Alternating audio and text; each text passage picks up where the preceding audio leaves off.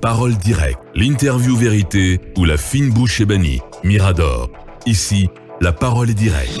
Tout le plaisir pour nous de l'accueillir de nouveau sur ce plateau. Monsieur Sidya Touré, président de l'UFR, ancien Premier ministre. Il est en notre compagnie pour 40-45 minutes. Bonjour à vous, monsieur le président de l'UFR. Bonjour. Bienvenue. Un plaisir. Bien, première question avec vous, Mamadou Ouri Diallo. Alors, monsieur le président, on a donc constaté que le maire de Matam, qui donc est de votre parti, a été limogé pour faire d'enquête et de détournement.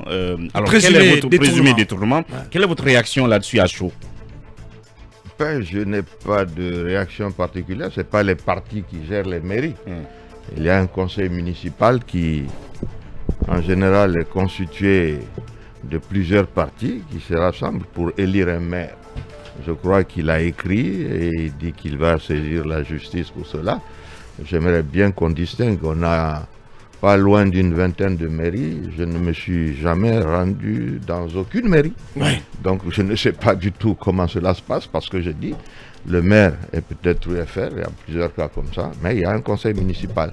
Donc c'est à eux d'écrire à qui de droit et de saisir la justice pour être sûr que leurs droits seront défendus. Le parti n'a rien à voir avec ça. Vous y voyez derrière une manœuvre de déstabilisation de votre parti ou en fait une diabolisation de votre parti à travers la gouvernance qui est portée par quelqu'un qui est issu de vos rangs? Encore une fois, c'est pas l'UFR qui gère la mairie de Matam. Très bien. L'UFR ne gère aucune mairie en tant que parti politique. Nous avons des représentants. Il y a un conseil municipal qui n'est pas uniquement un conseil municipal de l'UFR. Au niveau de Matam, il y a un conseil municipal où vous avez le RPG, vous avez les petits partis, vous avez l'UFDG, ainsi de suite. C'est à eux de savoir de quelle manière est-ce qu'ils se défendent sur ces dossiers-là. Bien. Oui, Mamadou. Deuxième sujet, mais j'ai envie de dire, hein, parce que si on pose la question, c'est parce que le nom de l'UFR colle à la peau de M. Saïdou Bassako, Saïdou, qui est donc maire de Matam, et que de par ce fait-là, s'il fait des performances dans la gestion, c'est au bénéfice de son parti, même si on ne le dit pas, c'est ce qui se dit dans l'opinion. Il y a aussi le fait que récemment, un des vice-présidents de l'UFR a parlé justement d'un changement de nomination désormais de la partie politique du FNDC. Qu'est-ce que vous dites définitivement là-dessus? Est-ce que l'UFR reste au FNDC ou l'UFR change un peu de position selon le contexte actuel que nous vivons? On a trois petites questions à vous poser avant d'aborder le vif du sujet. Et c'est la deuxième question sur le FNDC. J'ai abordé cette question ici la dernière fois que je suis passé. Nous étions tous au FNDC, tous les partis d'opposition. Quand il y a eu le changement constitutionnel de 2020, certains nous ont quittés pour être soit candidats, soit pour supporter l'idée du troisième mandat. Les partis qui sont restés avec le FNDC, le PDN, nous-mêmes, et le modèle de Aliouba. Donc on a gardé cette dénomination. Nous avons décidé que, dans la mesure où le FNDC reprend sa fonction de société civile avec un combat citoyen, la dénomination que nous avons conservée ne correspondait plus. Nous allons changer cette dénomination-là. Cela ne veut pas dire que nous ne continuons pas à approuver le rôle que joue cette structure de la société civile dans la qualification de la démocratie en Guinée. Voilà ce que c'est aussi simple. Donc vous ne vous retirez pas? On n'est pas dedans puisque maintenant c'est société civile, mais nous supportons. Ça veut dire que voilà, dans la configuration qui est la nouvelle configuration qui est celle du FNDC, version société civile, voilà, les partis politiques ne sont pas membres. Voilà. Bien, un mot sur les 100 jours du gouvernement avec vos cabinets, Fofana. Est-ce qu'il a été Premier ministre, il a son regard sur les 100 premiers jours atteints par le gouvernement Biavougui, très rapidement? Est-ce que vous savez ce que fait vous avez une lisibilité par rapport à ce que fait le gouvernement Biavougui? Non, honnêtement, je ne sais pas. Normalement, on profite de ces 100 jours. C'est ce que j'ai fait en mon temps pour faire une conférence de presse et faire le point sur ce que vous avez fait pendant cette période-là pour expliquer comment est-ce que vous avancez, quels sont les problèmes qui se posent à vous et de quelle manière est-ce que vous comptez les résoudre. Je n'ai pas eu connaissance de telles choses, donc je ne peux pas me prononcer sur quoi que ce soit. Bien, on entre à présent de plein pied dans cette interview. Allez-y. Alors, dans le vif du sujet. Alors, Monsieur le Président, venons-en à vous-même. J'espère que vous avez le moral au beau fixe. Cellou Dalein Diallo et vous-même, est-ce que je me répète un peu, vous êtes sommé de libérer vos résidences de Dixine et de la Minière avant le 28 février. Allez-vous exécuter cette décision? Il ne faut pas poser la question en ces termes-là. J'aimerais bien profiter pour expliquer les choses comme elles se sont passées. Hein. Bien. Quand on me parle de patrimoine bâti, moi je n'ai jamais eu affaire au patrimoine bâti, de quelque manière que ce soit. Je suis arrivé ici comme Premier ministre en 1996 et pour me loger, on m'a donné une des villas, la Villa 20 de la Cité. Et j'ai dit au président que bon, il faut que je trouve un endroit où aller. Et c'est ainsi que j'ai rénové la maison où habite actuellement la première dame. Je l'ai rénovée, j'ai fait même venir les gazons, on les a fait venir de Côte d'Ivoire par avion pour essayer vraiment de faire quelque chose de potable que c'est devenu. Parce qu'à l'époque, c'était presque à l'abandon. Et j'ai demandé au président Conté que de là où je viens, en général, les hauts fonctionnaires n'habitent pas dans les maisons de l'État. Ils construisent leur propre maison. Et que moi, j'aimerais bien trouver un terrain pour construire ma maison.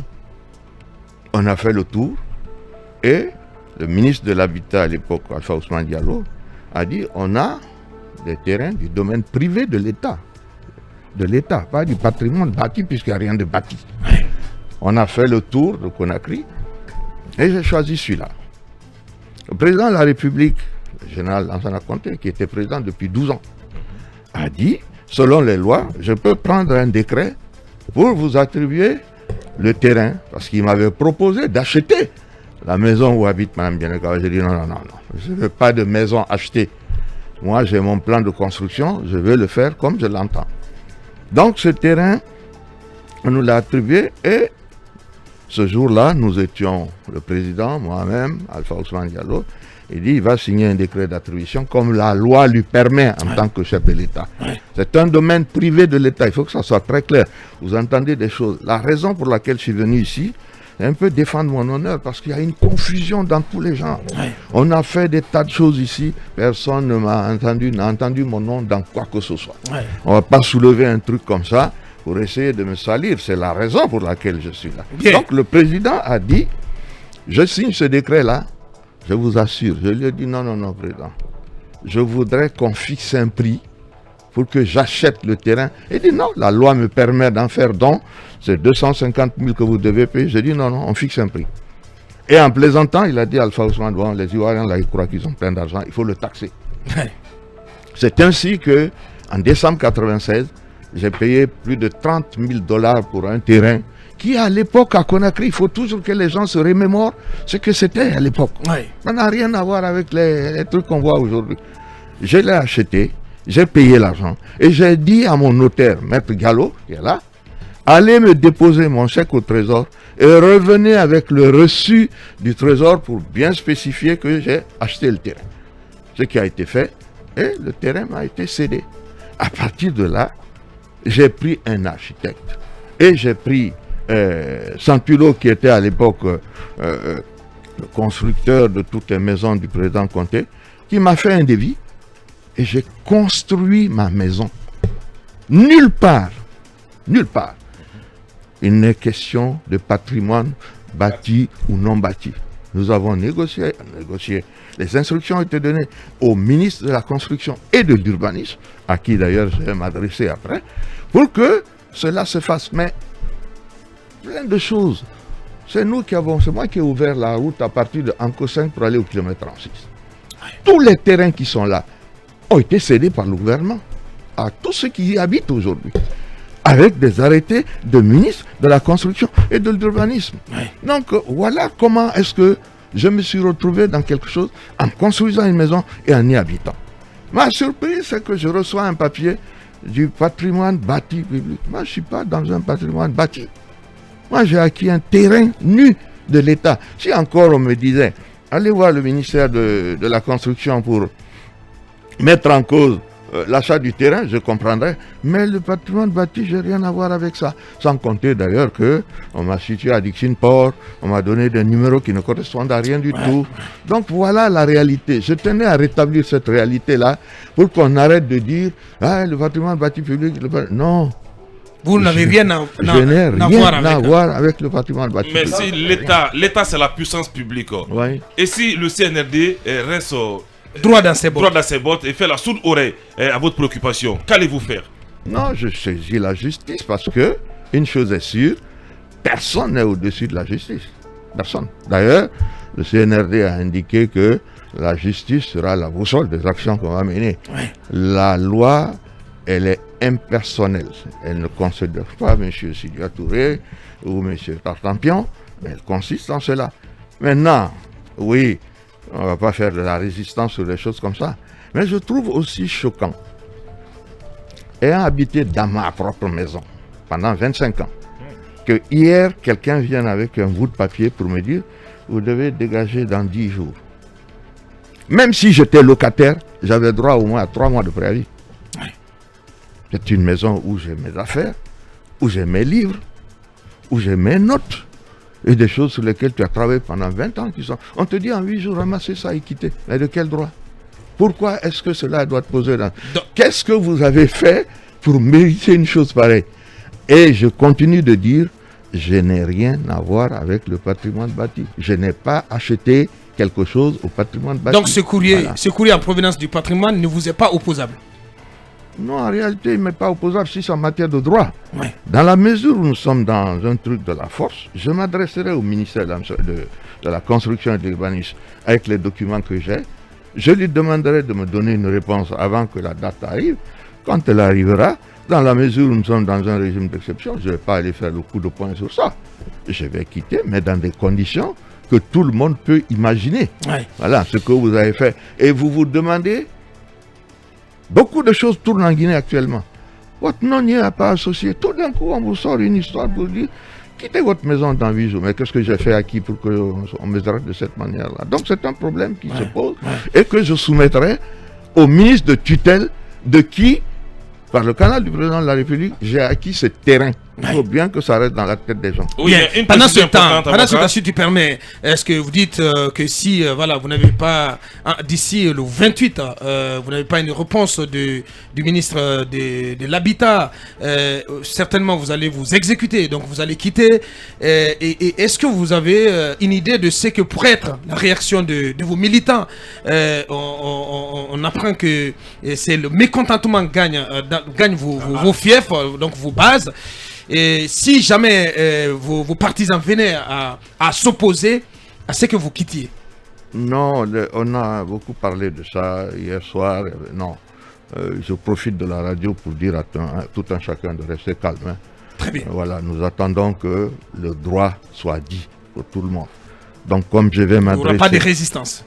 Non, je ne veux pas qu'il y ait de résistance. Donc je leur dis carrément, tous ceux qui étaient passés là hier, qui ont dormi là-bas, je leur dis... Du calme, du calme, du calme. Nous avons le droit, nous allons y aller. S'il n'y a pas le droit, nous envisagerons. Mais en attendant, le recours d'un citoyen comme moi dans un cadre pareil, c'est d'être conforme et de se dire que voilà ce que la loi prévoit. Bien. On continue. Oui, mon maître. Monsieur le Président, avant que Kabine ne continue, est-ce que votre résidence servait de lieu à la répétition du groupe Orayaban? De l'orchestre, Orayaban. Ça aussi, c'est un faux débat. Au moment où j'arrivais là-bas, nous sommes en 1996. Cela veut dire que la révolution était terminée depuis 12 ans. Donc il n'y avait plus rien là-bas qu'un terrain vague et puis quelques bonhommes qui étaient là, qui vendaient des brochettes. C'est tout. Bien, on poursuit avec vous, cabinet. Monsieur le Premier ministre, est-ce que vous comprenez ceux qui pensent qu'il faut dissocier... Dans le micro, s'il vous plaît, qu'il faut dissocier votre personne à celle du parti, aussi bien dans le choix des mots que dans le choix des symboles? Je ne comprends pas très bien la question. Je n'ai pas bien compris.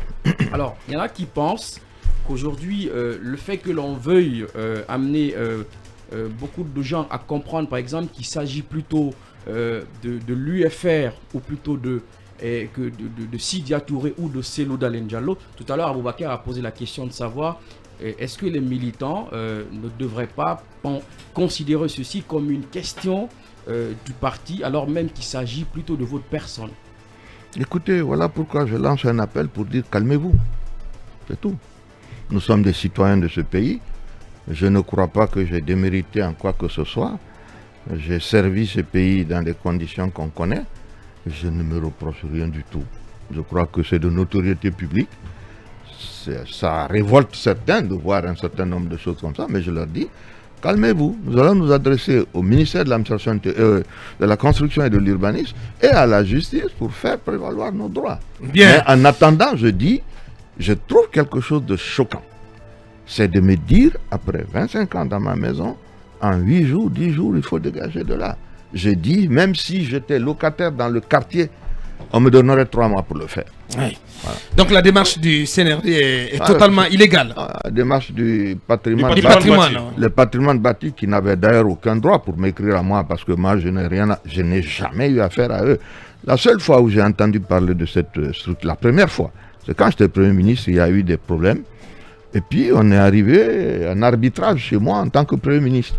Je leur ai demandé, mais c'est quoi patrimoine bâti? On me dit non, que c'est une partie des domaines de l'État, mais surtout qui arrivait du contentieux franco-guinéen de 1958. Je dis, 40 ans après, vous en êtes encore à parler de ça? Mais qu'est-ce que vous voulez que l'État fasse d'un terrain s'il ne l'a pas utilisé pour construire des hôpitaux, des machins? Mais ils le cèdent, les gens habitent dans les maisons depuis. Allez les voir, nous faisons ça de là où je viens tous les jours. Oui. Mettez-vous d'accord sur un prix, vendez-les et allez construire de nouvelles maisons pour les gens. C'est ça la question essentielle. C'est pas d'être accroché à ce dossier patrimoine. Mais c'est quoi cette affaire? Je leur ai dit donc, je ne gérerai pas ce dossier, renvoyez-le à la présidence et gérez ça là-bas. Très bien. La suite avec vous, Ibrahima Soro-Lincoln. Alors, M. Touré, bien avant cette démarche du patrimoine bâti, il y avait des bruits de couloir comme quoi des leaders politiques âgés comme vous devraient être écartés de la course. Ainsi s'ajoute peut-être cette sommation du patrimoine bâti. Sentez-vous aujourd'hui visé par qui que ce soit pour être écarté de la présidentielle? Écoutez, ce que je sens par rapport à ça, et c'est la raison de ma présence ici, je ne souhaite pas qu'on me salisse pour les choses que je n'ai pas faites. Je ne peux pas être sorti de tout ce simagrée qui se passe aujourd'hui, où des centaines de millions de dollars, si ce n'est pas milliards, de ce pays ont été détournés, où on a disséqué votre gestion, et puis après on vient me sortir une histoire de ce genre. Voilà ce à quoi moi je m'oppose. Si est-ce que c'est ça qui va servir? Écoutez, on verra. Nous disons, moi je ne suis pas d'accord qu'on puisse m'éliminer pour cela, mais le moment venu, le problème sera posé et les questions se résoudront d'elles-mêmes. Il y a un plan B désormais que vous avez préparé? Non. Et par rapport au logement, bien sûr, parce que ça pourrait être une arme contre vous, pourquoi pas, M. Sidya Touré? C'est-à-dire? Les gens pouvaient peut-être utiliser la force pour vous humilier. Non, je ne serai pas là si la date elle est maintenue telle qu'elle. Bien que je dis le document que j'ai reçu n'est absolument pas juridiquement légal. Je n'appartiens pas au patrimoine bâti.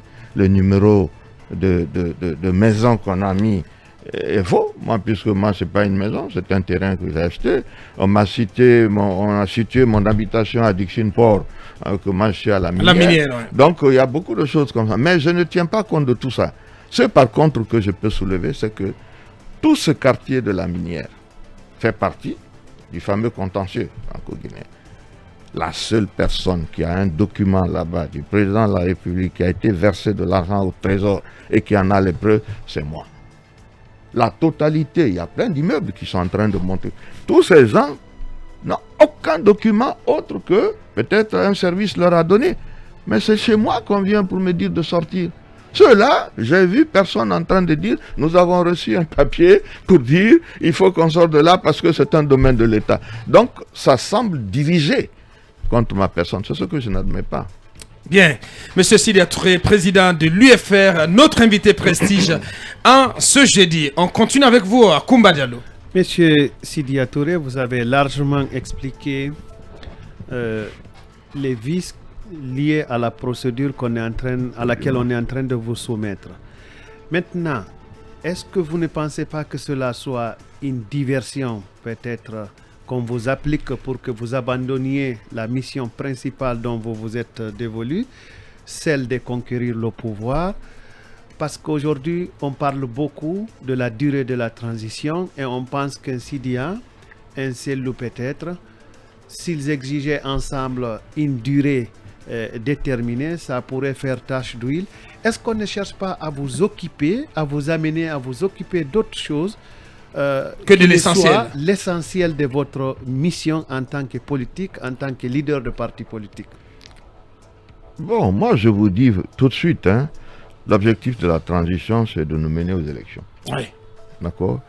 L'objectif de la transition, c'est de faire en sorte que nous retrouvions un régime normal dans lequel nous allons recevoir des financements extérieurs, dans lequel les gens vont venir investir chez nous, dans lequel la Guinée peut redémarrer. Et ça, ce sont les élections qui règlent ces questions-là. Donc nous sommes absolument dirigés vers cela. Maintenant, c'est un débat qui est ouvert. Ce débat, il est ouvert. Nous avons demandé justement un cadre de dialogue pour cela, pour que nous puissions échanger là-dessus. Peut-être que ceux qui veulent 4 ans, 5 ans, ils auront raison. Eh bien, s'ils ont raison, on ne sera pas candidat. Et puis c'est tout. Écoutez, je ne suis pas né pour être président de la République. J'ai servi mon pays dans un cadre et je continue de le faire en disant j'ai l'expérience de faire un certain nombre de choses. Voilà ce que je pense qu'on devrait faire. On le prend ou on ne le prend pas. Mais je ne me laisserai pas divertir par ça. Comment vous comprenez aujourd'hui que ce cadre de dialogue que vous réclamez tant ait du mal à se mettre en place? Est-ce un manque de volonté de la part du CNRD ou une quelconque volonté chez la junte d'ignorer vos réclamations ou peut-être d'aller sur son propre agenda? Mais ça, il faut le demander au CNRD. Bien. Nous nous contentons de dire, mettons en place un cadre de dialogue. Cela nous permet de discuter, peut-être de ne pas être d'accord. Nous avions ça dans l'autre transition qui était passée avant. On n'est pas forcément d'accord, mais au moins chacun de nous connaît l'opinion de l'autre.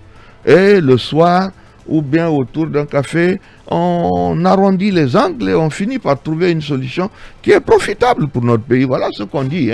Ce n'est pas une obligation, mais il est utile que nous puissions aller à des choses comme ça. Ce serait utile. Bien, allez-y, toujours à Kumba. Est-ce que même accepter la mise en place d'un cadre de dialogue n'était pas une chance pour le CNRD? Parce qu'à partir de cet instant-là, il n'y aurait pas eu, de mon point de vue, de la cacophonie au niveau du CNT. Vous auriez arrangé, vous auriez trouvé un consentement sur l'ensemble des questions à soumettre au CNT avant même que cela ne soit discuté. Je suis vraiment, je n'arrive pas à comprendre. Mais j'aimerais vous interroger aujourd'hui sur la lisibilité de la conduite de la transition. Je sais que vous aviez déjà répondu un pan de cette question. Mais est-ce que vous, en tant que ancien gestionnaire des affaires de la République, vous avez une lisibilité sur vers où on est en train d'aller? Non, ça va au-delà du rôle que moi j'ai joué. Si vous vous rappelez, en 1996, dans le discours que j'ai tenu, j'ai dit que ma mission c'est essentiellement économique. Sur le plan de l'économie, il y a beaucoup de problèmes qu'on doit résoudre. Sur le plan de la transition, il appartient au CNRD de savoir quelle est la direction qu'il a envie d'emprunter et pour quelle Guinée, dans combien de temps. Ce que nous leur disons, nous sommes là, nous avons quand même travaillé sur ces questions et je ne pense pas que ce soit une tare d'avoir servi son pays en ce qui me concerne et qu'on puisse rien vous reprocher. Je pense que ça me permet d'avoir à donner des points de vue. Ce ne sont que des points de vue sur un certain nombre de choses. Le refuser ne me semble pas être une bonne chose pour la conduite de la transition. Bien, cette émission, c'est également de l'interactivité. Il y a cette question de Abdoulaye Eto Keita qui dit bonjour à Bouakar, à toute l'équipe de Mirador. Dites à M. Sidia Touré que Damaro a libéré sa maison en 24 heures. Jamais il n'a défendu cela. Et lui, on lui demande de libérer sa maison avant les 8 jours. Qu'est-ce que vous répondez à ce citoyen? Je n'étais pas dans un bail immobilier. L'État a passé un bail avec certaines personnes pour y habiter. Je ne sais pas comment ils ont géré ça. Je reviens encore au fait que les gens doivent bien entendre. J'ai acquis légalement un terrain dans le domaine privé de l'État, ce qui permet la loi Ce qui fait aujourd'hui d'ailleurs que des décrets sont signés pour toute autre chose, pour vendre ceci ou cela. C'est parfaitement légal. Et j'ai construit ma maison pendant plus de 2 ans. Donc ça n'a rien à voir. Je ne suis pas dans un bail amphithéotique, je suis dans une maison qui m'appartient. Il n'y a pas de comparaison possible. Non, ça n'a rien à voir. C'était un terrain nu. Je pense Ouais, qu'il faut c'était un toujours terrain nu. ajouter Absolument. cet Bien adjectif entendu. nu là. Voilà. Parce Un que terrain nu, voilà. certains comprennent. Bien sûr. Plus globalement, comment vous regardez la démarche du CNRD aujourd'hui de tout récupérer en termes de domaine de l'État? Les cités sont saisies à tour de bras, la cité chemin de fer, la résidence 2000, la cité douane et police, etc. Et tout dernièrement, la cité ministérielle. Comment vous regardez globalement cette démarche du CNRD? Je n'ai pas vu la cité minière dedans, à part moi. Non, pas la cité minière, la cité ministérielle. Et que j'ai dit, Bien, je ouais. n'ai pas vu à part moi. Pour ce qui concerne un certain nombre de choses, c'est là où l'expérience sert à quelque chose. Nous avons des sociétés, j'ai vu, par exemple, à Doha, j'ai vu, comment s'appelle cette cité 2000 ou des choses Résidence comme ça. 2000. Résidence 2000. Les gens prennent de l'argent à l'extérieur. Ils viennent investir chez vous. Par exemple, la cité 2000 là, pourquoi j'arrive jamais à dire le La nom résidence comme- 2000. Résidence 2000. Bien. Près de 20 millions de dollars sont investis pour faire une cité où vous avez des bureaux, des logements, des ambassades. Vous avez Adoua, qui est une société marocaine, à qui, il faut reconnaître, Alpha Condé a dit, voilà, on a un terrain, faites-nous des logements sociaux. Ils sont en train de construire les logements sociaux. Mais où est-ce que vous voulez que les gens là partent avec les logements, avec les maisons? Ils n'iront nulle part, ils sont chez vous. Trouvez un terrain d'entente. N'arrêtez pas tout. Il y a à la résidence 2000 des gens qui nettoient les draps, qui font les lits, qui font le jardin. Il y a de l'autre côté des maçons, des menuisiers, des électriciens qui travaillent. Vous arrêtez tout ça. Mais tous ces gens-là perdent leurs revenus. Mais une fois même que vous avez arrêté, qu'est-ce que vous en faites? L'État fait quoi avec? Si ce n'est pas dans le domaine public, c'est-à-dire ce n'est pas des hôpitaux, ce n'est pas des autoroutes, c'est pas... Le domaine privé, il est fait pour être mis en valeur s'il le faut être cédé. Voilà, c'est à quoi il sert. Donc je me dis, le conseil que je donne, ne découragez pas ceux qui viennent investir chez vous. Un des indices les plus importants en économie qu'on vous pose, ce sont les IDE, les investissements directs étrangers. On essaye de voir dans votre tableau combien de gens ont réfléchi et qui ont dit on va aller en Guinée pour aller investir. Si vous découragez ceux qui l'ont fait, comment les autres vont venir? De toute façon, en matière immobilière, ils ne vont pas partir avec la maison.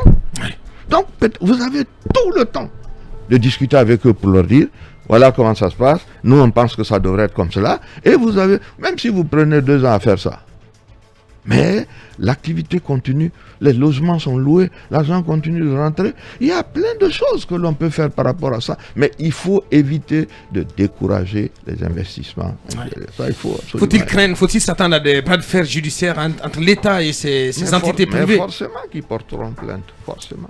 Bien. Faudra, La suite, avec oui. votre permission, il faudra aussi annoncer, peut-être expliquer que le fait qu'on ne respecte pas les règles des droits fait que l'État cesse d'être un État de droit. Parce que les gens pensent que c'est quand on prend un fusil, on tire sur quelqu'un, que l'État n'est pas, que l'État ne devient, l'État cesse d'être État civil. Non, c'est quand l'État ne se soumet pas au droit qu'il cesse d'être un État de droit. Et ensuite, les institutions et les partenaires techniques et financiers utilisent beaucoup cet indice-là pour nous venir en aide. Et puis moi, je suis très élémentaire dans mes explications, c'est pour que tout le monde comprenne. Oui. Si Kaba est il est à Paris, il a 400, 500 000 euros. Et puis il se dit, qu'est-ce que je fais avec ça? Je vais investir avec. La question pour tous ces États, c'est de savoir, est-ce que tu viens investir ton argent en Guinée? Ou bien tu vas l'investir au Sénégal? Ou bien tu vas l'investir en Côte d'Ivoire? C'est une compétition permanente. Tout à fait. Donc il ne faut pas créer les conditions pour qu'on perde la compétition. Et cela, il faut que le type qui arrive ici avec son argent s'assure qu'il ne sera pas spolié et que le droit sera valable pour tout le monde, même vis-à-vis de l'État. C'est de ça qu'il s'agit. Le libéralisme, c'est ça, puisqu'on ne peut pas forcer les gens. Mais il doit être conscient que mon argent que j'ai investi en Guinée, là, je ne vais pas le perdre. Bien. C'est pour ça, les gens, même chez nous ici, on va acheter les maisons à Abidjan. On est au courant, hein? Beaucoup. Oui. Vous en avez Qui ça? des logements à Abidjan? Moi? Oui. Moi, je vis là-bas. Moi, je n'ai pas de maison chez moi. Bien. Monsieur Sidia Touré, président de l'UFR, notre invité. On va évoluer dans cette interview avec vous, Mamadou Ouri Diallo. Je crois que je comprends que je suis en harmonie avec lui. Je n'ai pas eu tort de faire la catégorisation tout à l'heure des patrimoines, des 3 types de catégories de patrimoine tout de suite là. Mais je veux vous amener un peu sur le terrain politique. Il y a Alassane Ouattara, le président ivoirien, qui était face à nos confrères de RFI hier. Et en parlant de la junte, il disait et jusque-là, Mamadi Doumbouya ne l'a pas encore déçu. Il n'est pas encore allé dans le sens contraire de ce qu'ils ont conclu, de ce qu'ils attendent globalement de lui. Ouais. Et que la question de la durée sera définie par les institutions, les organes de la transition qui viennent d'être mis en place. Sur les 2 aspects, est-ce que vous pensez que vous avez la même grille de lecture que le président ivoirien? Moi, je ne voudrais pas commenter J'ai été, je dirais, le principal collaborateur du président pendant près de 4 ans. Mais je ne viens pas ici pour commenter ses propos. Le débat, il est guinéo-guinéen. Ce que vous avez compris par rapport à ce qu'il a dit, ben c'est bien. Alors, vous, en tant que journaliste, ce qui est bien chez vous, vous avez la latitude d'interpréter ça. Nous l'avons fait. Voilà. Moi, malheureusement, ce n'est pas mon cas. Bien. Voilà. On va essayer d'évoluer. L'autre question, c'est la junte a aussi... On n'a plus que 14 minutes. La junte a aussi un peu l'ambition de la volonté de faire une sorte de recensement général de la population. Mais à côté de ça, il y a le processus électoral, il y a le fichier électoral. On dit on pense qu'ils veulent croiser les 2 process. Quelle lecture vous en avez? Nous avons mis en place des commissions dans le cadre de ces fameuses discussions sur le collectif des partis, sur le forum des partis. Nous avons les 5 points. Le problème de la révision du fichier électoral en fait partie. Nous commençons à avoir des documents que nous allons soumettre à la junte. Ça dépendra du délai qu'on va avoir. Et du temps qu'on va avoir, des moyens qu'on va avoir. Les élections, vous faites le référendum, vous faites les communales, puisque tout le monde a compris maintenant que les quartiers on ne peut pas faire. Vous faites les communales, vous faites les législatives, vous faites les présidentielles. Chacune des élections coûte des dizaines de millions de dollars. Donc peut-être qu'une fois qu'on a posé ces problèmes, il faut qu'on passe en face les moyens et qu'on dise de quelle manière ça va être financé. Nous sommes en train de faire des propositions. Je lisais hier soir la proposition sur la Constitution, ainsi de suite. Nous le soumettrons. Voilà pourquoi, encore une fois, le cadre de dialogue est utile. Est-il réaliste qu'il s'inscrive dans la dynamique d'un recensement général? Le dialogue le donnera comme... On aura les raisons pour cela. Bien, allez-y, Lincoln. Monsieur le Président, le CNT est désormais installé. Et en dépit des commissions à l'interne, l'une des priorités, c'est envoyer des conseillers nationaux à l'intérieur du pays. Votre avis là-dessus? Est-ce une opportunité? Quelle est l'opportunité d'une telle tournée à vos yeux? J'ai demandé à mon conseiller qui est là-bas, Tidiane, et j'attends qu'il me donne les raisons. Parce que je pensais que nous sommes dans une période transitoire où il y a des problèmes d'argent et que peut-être que nous devrons aller un peu plus vite. Je n'ai pas vu encore de documents qui indiquent cela de manière claire et qui spécifient les raisons pour lesquelles les gens doivent aller à l'intérieur du pays. Quand on les aura, nous donnerons notre On dit qu'ils partent pour consulter les populations. Parce que... sur leurs aspirations et leurs attentes. Et Tidiane est d'avis. Parce que leurs attentes de la transition. Votre conseiller Tidiane est d'avis. On l'a eu dans cette antenne. Dans ton politique. Ah oui, je n'ai pas, il ne m'a pas dit ça. mais comme quoi, il est déjà là-bas, il est déjà libre. Il a défendu. Mais sur le process, si on regarde très bien tout ce qui est mis en avant par Dr Dansa Kourouma, qui en est le président, je parle du CNT, pour lui, le processus consistera à aller recueillir les attentes et les aspirations de nos compatriotes à l'intérieur du pays sur la transition, et ce qui permettrait éventuellement de mesurer le contenu de cette transition. Est-ce que ça semble avoir du sens à vos yeux? Je croyais qu'on avait nommé, une bonne partie nommée par CNRD, les membres du CNT sur cette base-là. Ils ne sont pas tous de Conakry. Beaucoup d'entre eux viennent de l'intérieur, de divers métiers, de diverses corporations. Je pense qu'ils devraient être les porte-parole des corporations pour lesquelles on les a nommés au CNT. Et si on veut aller de l'avant, je pense que ça nous simplifierait les choses. Donc pas nécessairement, nécessairement nécessaire. Pour le moment, je ne vois pas, mais peut-être qu'on pourra m'expliquer. Alors, bien. Oui, Mohamed Kaba. Alors, monsieur le Président, aujourd'hui, Mamadou Sy Delen Diallo, Mamadou Sylla sont dans l'œil du cyclone. Ces deux personnalités sont dans le viseur aujourd'hui de la CREFO dans l'affaire Dito Air Guinée. Moi, je sais Cheikh Camara, Ibrahima Camara. Non, allez-y. Entre autres, Politiquement. Qu'auriez-vous fait à leur place si vous étiez aux affaires en ce moment? Ça veut dire quoi? À la vente de l'avion. Je ne connais pas ce dossier. Oui, mais en tant qu'économiste chevronné, qu'auriez-vous conseillé à l'époque à Cheikh Amadou Camara ou à Sy Delen Diallo? Je peux le compléter, Aboubacar, oui. Parce que ce qu'on nous dit, c'est qu'à l'époque, je ne sais pas si c'était à l'époque du réajustement structurel, et que le FMI aurait demandé qu'on arrête de subventionner un certain nombre de choses, y compris la compagnie à l'époque. Donc déjà, il était question de liquider certains avions et que c'était dans le continuum de tout ça qu'on devrait vendre cet avion. Est-ce que déjà c'est une base explicative de ce qui en a résulté? Honnêtement, c'est vrai qu'avec un avion, vous ne faites pas une compagnie. Il faut être honnête, quoi. La Banque mondiale dit, cela vous coûte. Il dit, il faut le céder. Moi, je comprends tout ça. La question qui se pose à la CREF, c'est pas de savoir si on devait céder Air Guinée, c'est de savoir est-ce qu'on l'a cédé dans des conditions idoines. Est-ce que l'argent a été payé? C'est de ça que la CREF s'occupe. Et ça, c'est la CREF qui nous le dira. Mais dire qu'on pouvait avoir une compagnie Air Guinée avec un seul avion, non, il ne faut pas. Air Ghana n'existe plus. Air Ivoire avait été détruit, c'est quand Ouattara est arrivé qu'on a recréé Air Côte d'Ivoire. Bon, parce que tout simplement, Air Sénégal a fait pareillement. Ça pose des problèmes. Donc la question n'est pas de savoir si on devait céder, la question est de savoir dans quelles conditions ça a été cédé.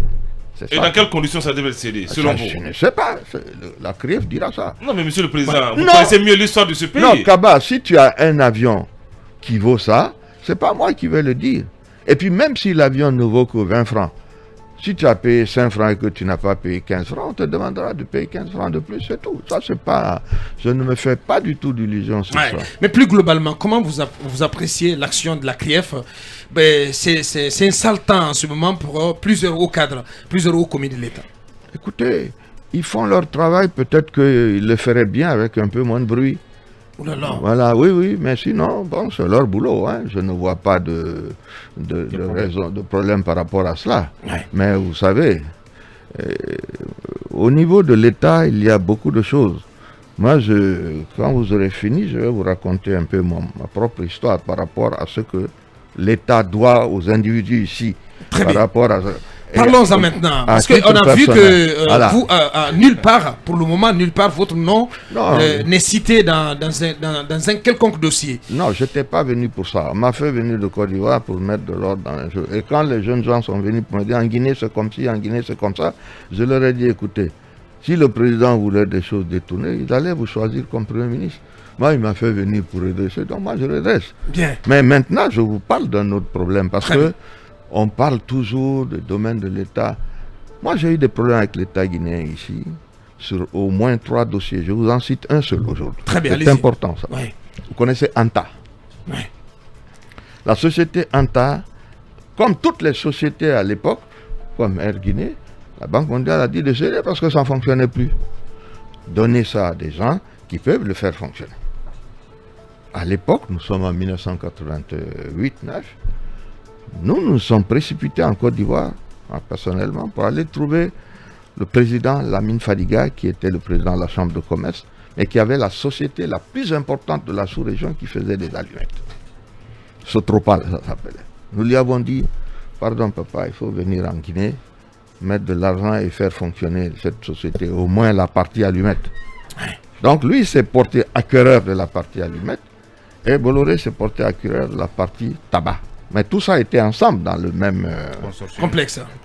Ouais. L'État a fixé la vente de ces sociétés, nous sommes en 1988-80, à $1 million chaque.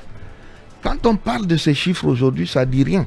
Mais à l'époque, c'était colossal. C'était colossal. Nous avions créé une société qu'on appelle la SOFIC, où on avait des amis de Côte d'Ivoire, du Sénégal, de Suisse, de France. On voulait y participer. Donc le vieux avait pratiquement 60%. Nous, on a pris 30%, mais dans l'argent là, nous, on ne pouvait pas tout payer. Donc on a payé un peu, mon ami Mamadi Ghané, et on a donné une maison en garantie à Abidjan pour le reste. Et le vieux a payé $1 million à l'État guinéen pour prendre cela. Et les autres de l'autre côté, ils ont payé $1 million pour Anta Tabac. Oui. On s'est retrouvés à Paris parce que c'était la même enceinte. On a découpé l'enceinte en deux, sont restés d'un côté, les allumettes de l'autre.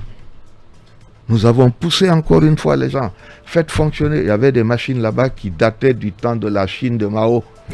Pour les faire fonctionner. Non, il faut. Les gens ne se remettent. Mais à l'époque, pour aller à Anta, c'était toute une histoire. Il n'y avait pas de route, il n'y avait rien du tout. Bon, on a acheté un groupe électrogène de 100 kVA. On était derrière eux. On a produit des allumettes à 40 francs. Mais on a laissé les importateurs venir avec des allumettes, même quand ils les achetaient en Indonésie, ils ne payaient pas de droit de douane, ils ne payaient rien, ils les vendaient à 20-25 francs. Ça a coulé la structure, alors que vous avez 100 ouvriers qui vous demandent de l'argent, vous n'avez pas d'eau, vous n'avez pas d'électricité, vous n'avez pas de téléphone, à l'époque il n'y avait pas de cellulaire, hein, vous comprenez? Donc la société s'est... Et petit à petit, vous savez ce qui s'est passé? Non. Les mairies ont commencé à grignoter dans le terrain. Ça en a vendu un bout, un autre bout, un autre bout, un autre bout. À la fin, on s'est retrouvé avec quoi? Sur 2 ou 3 hectares, il ne restait plus que 5 ou 6 000 mètres carrés pour travailler. On a transformé ça en société de production de plastique. Même chose, pas de courant, pas de machin. Donc. Mais en attendant, le terrain se réduisait tous les jours. Ce qui est choquant dedans, c'est que pendant ce temps, de l'autre côté, la partie qui appartient à Bolloré, qui n'ont pas produit une seule cigarette. Personne n'est rentré là-bas pour prendre leur terrain. Hein. On est allé chez les Africains, là, les Guinéens, on a grignoté dessus. Mieux que ça, Alpha Condé arrive au pouvoir. Il se dit, c'est une société dans laquelle Sidia est. Et bon, on va remettre dans le portefeuille de l'État. Et on prend un décret, on met dans le portefeuille de l'État des structures qui ont été cédées par une convention avec une ordonnance, le même jour, allumettes et tabac cédés le même jour, signés par le président Conté le même jour, passé à l'Assemblée après le même jour, on prend un décret, on dit le vôtre là, il est remis dans le portefeuille de l'État, et jusqu'à présent, on ne touche toujours pas. Wow. Alors la Guinée, c'est un peu ça. Nous sommes dans cette situation où vous avez investi de l'argent, qu'on ne vous a pas rendu. Et puis pendant ce temps, on crie derrière pour toute autre chose. Vous portez plainte, il n'y a rien. Il y a même un ministre dernièrement qui était là-bas, qui a vendu une partie du terrain. Je ne vais pas encore citer... Dernièrement, attends, là, avant le départ de Alpha, avant le coup d'État. Donc, chez nous, il y a beaucoup de choses comme ça. Le ministre de l'Industrie. Moi, pour le moment, aujourd'hui, là, je m'abstiens des noms. Mais vous êtes autorisé à aller enquêter dessus. Tout à fait. La réalité, elle est celle-là. Nous disions, si on amène des investisseurs, ça va créer de l'emploi, voilà, ça. Et vous en avez pour votre compte. De l'autre côté, les gens, ils sont là, ils n'ont rien fait, ils sont assis, personne ne les dérange. Donc, ce n'est pas tout le temps que c'est l'État. Il y a des moments où vous, en tant que Guinéen, vous avez subi des choses. Moi, j'ai d'autres cas comme ça, un jour, on en reparlera. Bien entendu. Voilà. Bien, il ne nous reste plus que 3 minutes avant la fin de cette interview. Abakar, je voulais parler de... Oui, en 3 minutes. Hein. L'affaire de drogue hein, qui reprend. En fait, le président dit, aïe. Le trafic de drogue. Vous avez écouté un dossier de Akumba? Non, honnêtement, je n'ai pas écouté. Oui. Honnêtement. Le trafic de drogue semble Ça connaître un regain, un rebond. Et plus généralement, les périodes de transition sont des terreaux fertiles. Ça vient par l'aéroport, par le port. Avant, c'est des colis qui venaient, maintenant, ce sont des cargaisons. Ça, ce ne serait pas bon pour nous parce que ce sont des dossiers qui sont suivis en général par le FBI. Donc, s'il y a des preuves contre nous, c'est très mauvais pour la renommée de notre pays sur beaucoup de plans. Beaucoup de plans. Je ne connais pas le dossier, mais je vais vous dire une chose. S'il y a quelque chose comme ça qui commence, il y en a qui le suivent. Et le FBI, c'est leur boulot, hein. Ils sont derrière tous les jours. Bien, Mohamed Kaba, peut-être avant votre question, une question qui va vous ramener sur la question du délai. Il y a eu cette sortie de l'ambassadeur des États-Unis au lendemain de l'installation du CNT qui a salué cette étape de franchie, mais qui a estimé dans un poste que désormais le défi est le retour du pouvoir au peuple de Guinée et que ce défi est de le faire au courant 2022. Comment vous réagissez à cette sortie du diplomate américain? En attendant que les choses évoluent, les documents, les mémos que nous avons déposés à la fin du mois de septembre, en tout cas les groupes de coalition, l'ANAD et nous-mêmes et d'autres, c'était effectivement, c'était 15 mois qu'on avait demandé à l'époque. Ouais. Donc le fait que l'ambassadeur américain évoque des sujets comme ça, c'est leur position. Hein. Pour eux, et ça cadre avec... non, ça cadrait avec la proposition que nous avons faite avant. Entre-temps, on est arrivé jusque-là. Le cadre de discussion devrait permettre de revoir ces questions par rapport à la réalité. Qu'est-ce qu'on peut faire? Mais l'ambassadeur des États-Unis, dans son rôle, c'était leur position, ils n'ont pas changé. Bien, dernière question, Mohamed Kaba. Oui, dernière question. C'est juste une précision, Monsieur le Président. Donc, en clair, vous avez obtenu un décret de déclassification du site qui abrite votre résidence. Il n'y a pas de déclassification. Il n'y a aucun décret de déclassification. Et domaine privé de l'État, ce qui n'est pas domaine public. Domaine public, c'est là où vous avez les hôpitaux, les routes, les machins. Il n'y a rien là. C'est un terrain nu et il y en avait beaucoup à l'époque. Le président de la République, il ne faut pas oublier, hein, président Conté, était là depuis 12 ans. Avait le droit, comme le fait d'ailleurs actuellement, on donne les trucs aux gens. Il a dit, ce domaine privé de l'État, si vous le voulez, en tant que président de la République, je peux signer un décret pour l'attribuer. Vous êtes Premier ministre, ainsi de suite. Vous avez refusé qu'on vous vende la maison actuelle où habite machin. Voilà comment. Mais j'ai insisté. Je veux qu'on fixe un prix et que je le paye. Voilà ce que j'ai fait. Un conseil pour Mamadi, le colonel Mamadi Doumbouya, avant de clore cette interview. Trouver un moyen que le dialogue s'ouvre. Ça peut apporter beaucoup de choses. Ce n'est pas que forcément on sera d'accord, mais ça permettra d'échanger les idées. Je crois que c'est très positif. Très bien. Et c'est sur ce mot donc que nous bouclons cette interview. Et c'est déjà cette interview aussi qui marque la fin de cette émission. Grand merci à vous, Monsieur le Président de l'UFR. Merci d'avoir répondu à notre invitation. Grand merci à tous les 6. Merci également à vous tous qui nous avez suivis un peu partout à travers la Guinée et à travers le monde via nos canaux digitaux. Ça n'est terminé pour aujourd'hui. Derrière nous, c'est d'intégrer avec l'équipe de Ousmane Tolo. Et merci de l'attention. Restez sur FM FM. Au revoir. À demain. Mirador, la grande messe de l'investigation journalistique, la plus grande tribune politique de la Guinée. Avec Aboubacar Diallo, Talibé Bari, Mohamed Mara, Mamadou Ouri Diallo, Akoumba Diallo, Kabinet Fofana, Mohamed Kaba, Mamadou Diambaldé.